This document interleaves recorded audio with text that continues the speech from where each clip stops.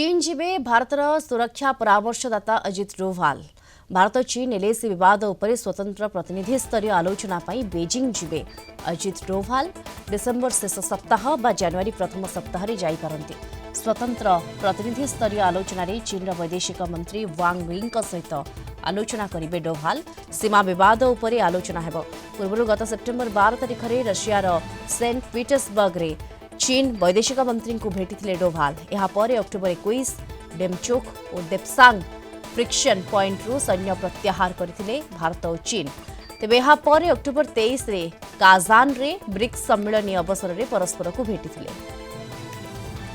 अधिक आलोचना करने संपर्क में आलोचना ब्रिगेडियर अभिमन्यु राउत प्रतिरक्षा विशेषज्ञ आम सह जोड़ी होती ब्रिगेडियर राउत स्वागत करेंगे आपण को आलोचना को एनएसए अजित डोभाल को ये गस्त संपर्क को आहरी सुधार गोटे सहायक हे बोली आमे कहि परिबा। निश्चय देखो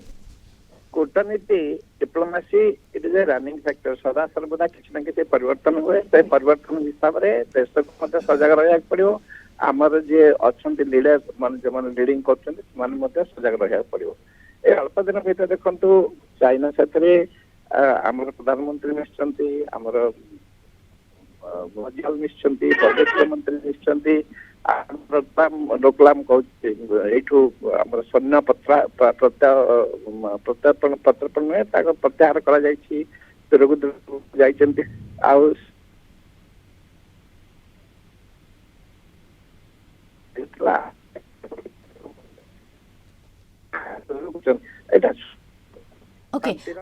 ब्रिगेडियर राउत पूर्व देखीचे जो भाव में आलोचना करा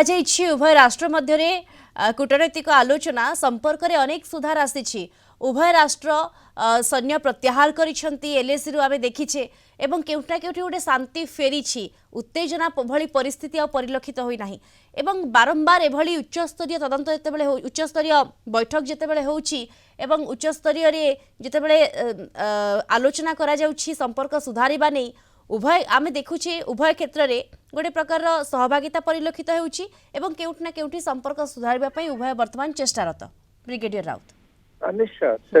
सदा सर्वदा प्रयास आमर चली जेहेतु भारत शांति चाहे विशेषकर तार जो पड़ोसी राष्ट्र हो बांग्लादेश हो पाकिस्तान हो कि चाइना हो प्रधानमंत्री जो प्रथम जो 2014 जो निजे शपथ पाठ करते सार्क देशर समस्त मान मुख्य को डाकी इनक्लूडिंग नवाज शरीफ के डाकी से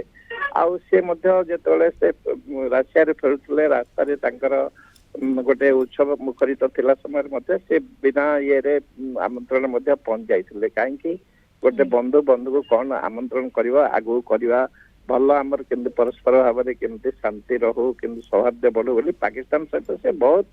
भाव से प्रयास करते किंतु से मानलानी ठीक सेमती चाइना चाइना प्रथम जहाँ कि से